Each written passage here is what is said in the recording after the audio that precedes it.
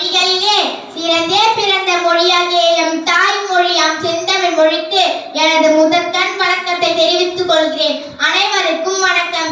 என் பெயர் ஏ பானுப்பிரியா. நான் 7ஆம் வகுப்பு ஊராட்சி ஒன்றிய நடுநிலைப் பள்ளி வன்னியநல்லூரில் படிக்கிறேன்.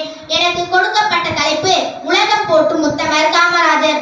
விருதுநகரின் வீரனே, வியக்க வைத்த விந்தையே, பலாயிரம் பள்ளிகளை திறந்த பகுத்தறிவு பகலவனே, ஏழைகளின் துணைவனே, மதிய உணவளித்த மனிதநேயமே, கரை வேட்டி கட்டிய போதும் கரைப்படியாத கைகளே உடையவரே, உலகம் போற்றும் முத்தமரே, அவரே எங்கள் காமராஜரே.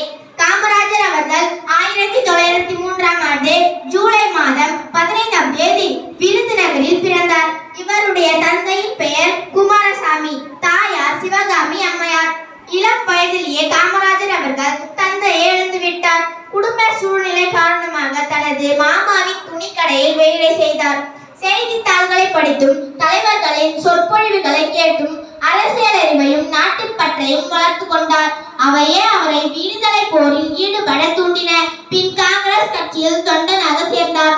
விடுதலை வீரர் திரு சத்தியமூர்த்தியின் வாரிசாக விளங்கியவர் காமராஜர். உப்பு சத்தியாகிரகம், ஒத்துழையாமை இயக்கம் முதலிய போராட்டங்களில் ஈடுபட்டு பல முறை சிறையில் அடைப்பட்டார். 9 ஆண்டுகள் மக்களுக்காக அவர் சிறை சென்றுள்ளார் என்பது குறிப்பிடத்தக்கது. காந்திய வழியில் கடமையாற்றிய காமராஜரை 1954இல் முதலமைச்சராக மக்கள் அழைத்து பார்த்தனர். கல்வியின் மிக்கதாம் செல்வம் ஒன்று இல்லையே, கண்மணி கேளடா நீ என்றன் சொல்லையே என்ற பாவேந்தர் பாரதிதாசனின் வரிகளுக்கு ஏற்ப காமராஜர் முதலமைச்சரானதும் அனைத்து குழந்தைகளுக்கும் தொடக்க கல்வி இலவசமாக்கப்பட்டது. பள்ளி இல்லாத ஊர்களில் எல்லாம் பள்ளிகளை திறந்தார். அன்னசத்திரம் 1000 வைத்தல், ஆலயம் 10000 நாட்டல், அன்னையாவின் புண்ணியம் கோடி, ஆங்கோர் ஏழைக்கு எழுத்தறிவித்தல் என்ற பாரதியின் வரிகளை மெய்ப்பித்து காட்டியவர் பெருந்தலைவர் காமராஜர் அவர்கள். முதலமைச்சராக பொறுப்பேற்றவுடன் முன்பு மூடப்பட்ட 6000 பள்ளிகள் மீண்டும் திறக்கப்பட்டன மற்றும் 12000 புதிய பள்ளிகள் புதிதாக ஏற்படுத்தப்பட்டுள்ளன. ஜாதிகள் இல்லையடி பாப்பா, குலத்தாட்சி உயர்ச்சி சொல்லல் பாவம் என்ற பாரதியின் வரிகளுக்கு இணங்க ஏழை பணக்காரன் வேறுபாடு இருக்கக்கூடாது என்பதற்காக பள்ளியின் சீருடையை கட்டாயமாக்கினார். கட்டாய கல்வி, இலவச கல்வி, இலவச மதிய உணவு திட்டம் என பல திட்டங்களை உருவாக்கி ஏழை மக்களின் கல்வியின் முன்னேற்றத்தை ஏற்படுத்தினார். வையத்துள் வாழ்வாங்கு வாழ்பவன் வானுரையும் தெய்வத்துள் வைக்கப்படும் என்ற வள்ளுவரின் வாக்குப்படி அறநெறில் நின்று வாழ்ந்த காமராஜரின் ஆட்சி காலம் தமிழகத்தின் பொற்காலம் என்று அழைக்கப்படுகிறது.